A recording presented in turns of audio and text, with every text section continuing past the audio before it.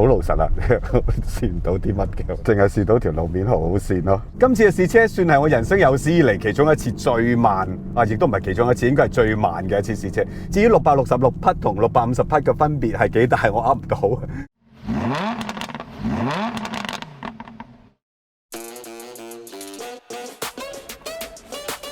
即係可能太耐冇出差啦，林寶堅尼次次試車咧都係咁嘅陣容嘅，啲車擠晒喺出邊，跟住佢哋啲員工有時候連阿老闆阿 Winkleman 都係企晒喺門口，然後跟住迎接嘅，即係呢種咁嘅禮儀，我突然間醒起啦，以前都係咁啊。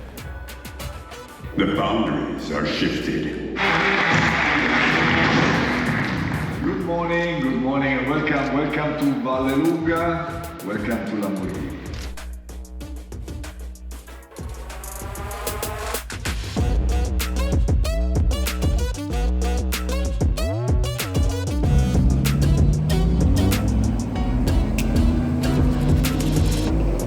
原來咧，2018年 Urus 推出嘅時候，個試車場地都喺呢度，即係羅馬附近嘅 Vallelunga，我冇讀錯啦應該啊，我都唔記得晒。咁但係我好記得當其時有試過越野路段，我諗今日都係試呢個路段嘅，但係就唔同啦。呢部新嘅 Urus Performante 越野就唔係真係越野，你要話甩尾啊、發啊諸如此類，但係唔知今日落雨會唔會有改變啊？個廠嘅安排。但係今日咧喺 Vallelunga 呢個賽車場試車咧。就唔係最好嘅狀態，因為真係好大雨，好似香港嘅黃雨咁。首先條胎就冇用到佢哋特登同派拉利合作做嘅 Trofeo R 嗰條胎啦，即係類似米仔嘅 Cup 2 R 咁嘅胎啦。咁今日冇得用啦，因為太大雨，應該好跣嘅。咁啊用翻 P0。仲有咧就係每人今日就係揸3次嘅 track， 咁 Rally 就1次。咁就咁大雨應該都幾難快到嘅，但係希望都試到啦嚇。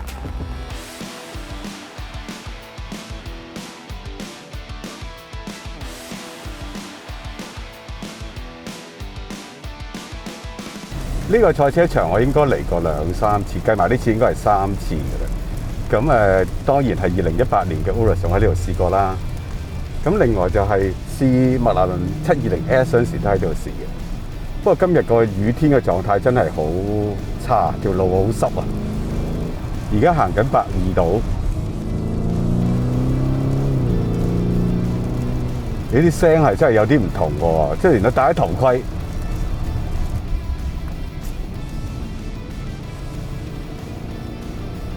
哇！真係好 offline 咁樣去揸法，即係唔係一般嘅線位嚟嘅喎，好慢啊！好耐冇試過咁慢嘅試車。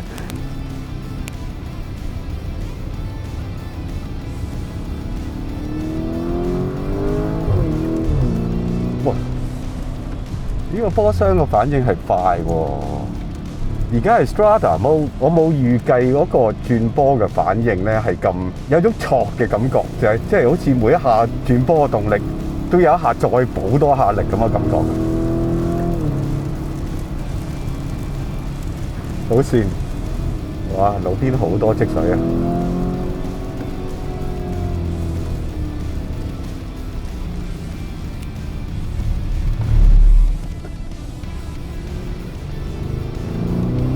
嗱，頭先咁樣線一線咧，其實個 ESP 都做緊嘢㗎。佢轉速好似上得快過之前嗰部好多，而家係 Strada 模式。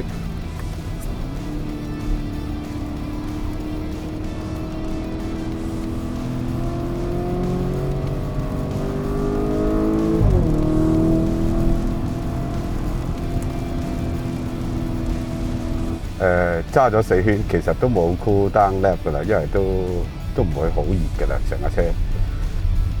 咁好老實啦，試唔到啲乜嘅，我覺得，淨係試到條路面好線咯。嗱，講翻呢一部 Performante 嘅 Urus 咧，其實個馬力係增幅16匹嘅啫。咁但係因為車重其實減咗都幾多嘅，47公斤。主要當然係車身嗰啲碳纖啦，車頂都可以係碳纖嘅，但係就 optional。咁加埋10幾公斤，車廂裏邊亦都用咗一啲輕啲嘅物料啦，咁又減咗啲嘅。呔鈴亦都有減幅啦，死氣喉係鈦金屬嘅，咁 AK 喉又減咗好多。咁詳情就大家睇翻嗰個表啦。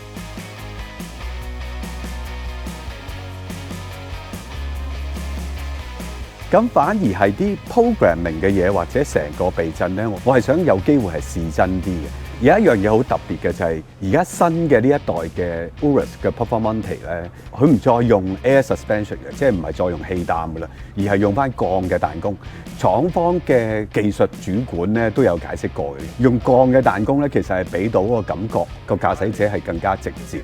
Urus Performante 都係講到明係 for fun 嘅，咁所以佢哋覺得用鋼嘅彈弓避震係合適啲嘅。咁又係可惜啦，因為今日真係冇乜速度試到嘅，同埋今日亦都冇喺馬路上試車嘅，咁所以路面感啊或者彈跳感係會點樣呢？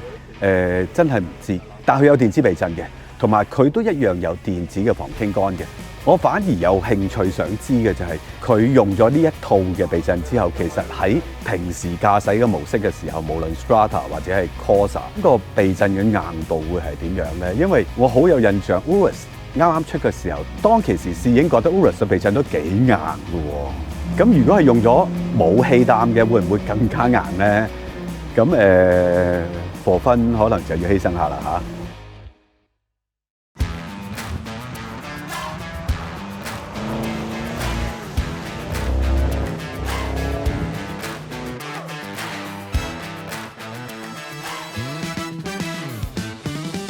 2018年試 off-road 都係呢一段路，但係今次嘅情況差好多，啲泥濘好嚴重。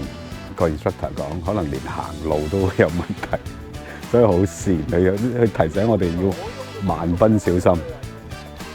The first one is very slippery, Yeah. but you have the photographer there, so if you want, if you pass on the water, you make a nice picture.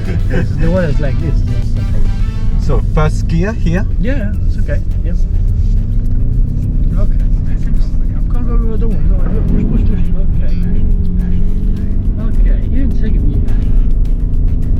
類似嘅路面我都揸過嘅，但係咁放心咁俾大油，有得去 spin， 有得去滑，套系統好似真係做到 Rally 好需要嗰種，或者越野好需要嗰種嘢，就係起碼個 ABS 喺 Rally Mode 嘅時候，成個表現唔同啦。你知好多泥濘 brake 點又黐晒嘢，成條 tyre traction 都唔同晒。普通嘅汽車嘅 ABS 係真係會癲咗噶嘛。但係癲得嚟，亦都未必停得到嘅。咁呢架係 OK， 當然頭先個狀況都唔係話十分快啦嚇。咁但係有好多彎，其實個 instructor 都叫我哋俾油。呢個場咧，如果你真係 off 咗條 track 咧，其實個 traction 嘅變化係你冇辦法估計嘅，即係每一次都要執生，所以幾得意嘅感覺。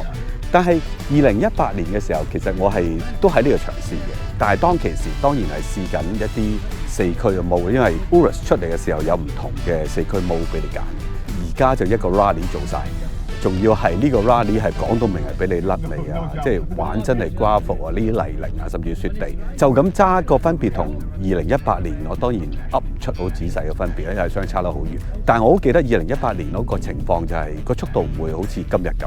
今日係快過2018年我試 Urus 嗰陣時個情況，個 instructor 亦都不斷叫你俾油，幾得意。呢個彎咧，其實真係一挨右攞翻嚟條線位，挨翻左俾油，個車就橫㗎啦。咁都幾過癮嘅個 traction。咁當然你不斷要矯正個軚盤啦。我諗你睇 GoPro 睇到㗎啦。而家仲有一架嚟緊。當然又冇人真係揸 Urus 去玩啲咁嘅越野，其實你見到佢成車都係泥濘，真係好心痛。哇！呢個好堅啊！呢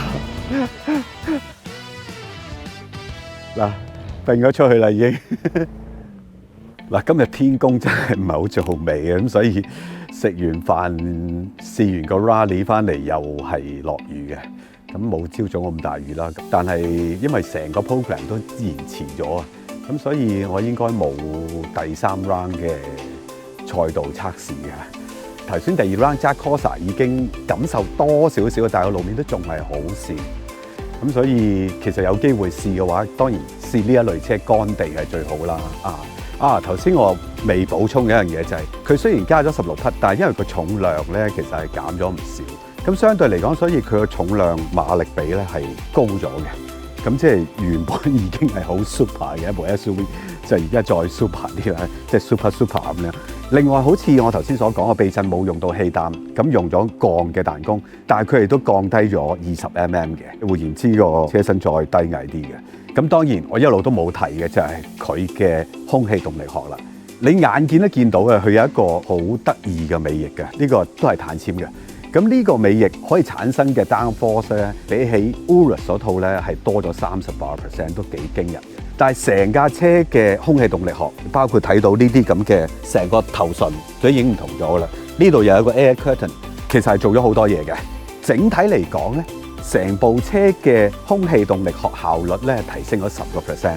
咁呢啲都係林寶堅尼好慣常，一定會做嘅啦，即係偷輕空氣動力學。引擎就係咁以 tune 下啦。咁但係原本都650啦，係嘛？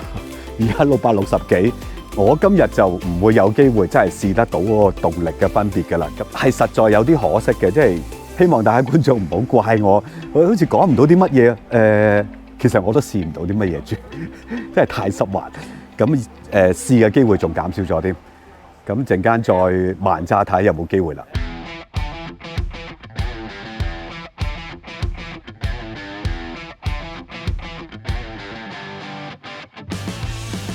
嗱，而家天朗氣清咧，就其實試完車㗎啦。不過只係拍一個總結。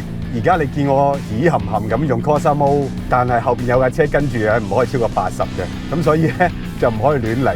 今次嘅試車算係我人生有史以嚟其中一次最慢，亦都唔係其中一次，應該係最慢嘅一次試車，因為路面真係好滑。頭先揸咗2轉，扣除埋啲 in lap out lap，其實即係每一次係揸2圈，加埋2次機會，即係揸咗4圈，都20公里到啦，唔係好多㗎咋。咁但係因為太跣啦，咁所以我感受唔到，亦都係我最想知嘅情況就係轉咗個懸掛之後，成個操控會唔會再直接啲，個 message 傳得好啲呢？但係今次亦都係難得一次機會，咁濕嘅路面，呢個賽道亦都係比較容易積水，咁就睇得到咁大架車呢，嗰個重量轉移，再加上 tyre traction， 有時候因為路面有積水啊，或者突然間我一笪係特別濕滑嘅時候呢，就好明顯覺得真係有唔妥喎。咁啊，車身一擺動嘅時候，其實個 ESP 都做緊嘢嘅，所以又唔係真係話咁危險，但係就你冇動緊一個2噸1重量嘅 SUV， 係好似啲 E1 而家乾路，梗係冇得頂啦。但係如果16，哇，吱一吱，第一飆，真係精神爽利㗎，即刻醒晒㗎成個人。嗱，俾少少轉速啫，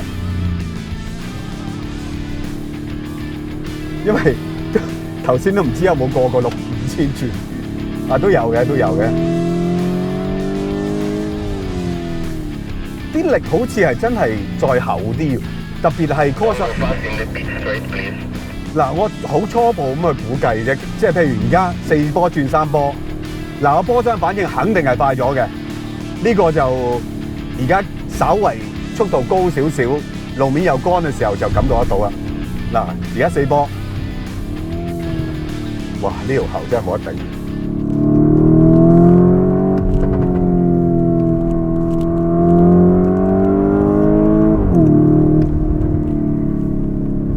但係嗰個懸掛咧，感覺上個 unspun weight 咧，好似真係輕咗喎。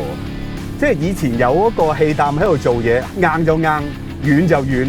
當然佢硬同軟其實個 spectrum 都唔係咁大嘅。但係一單純用一個鋼嘅懸掛咧，好似啲動作仲 linear 啲。咁當然而家我只係慢速80至100之間咁樣行法去體驗啦。咁理論上喺呢條賽道，我應該係可以揸得幾快下嘅。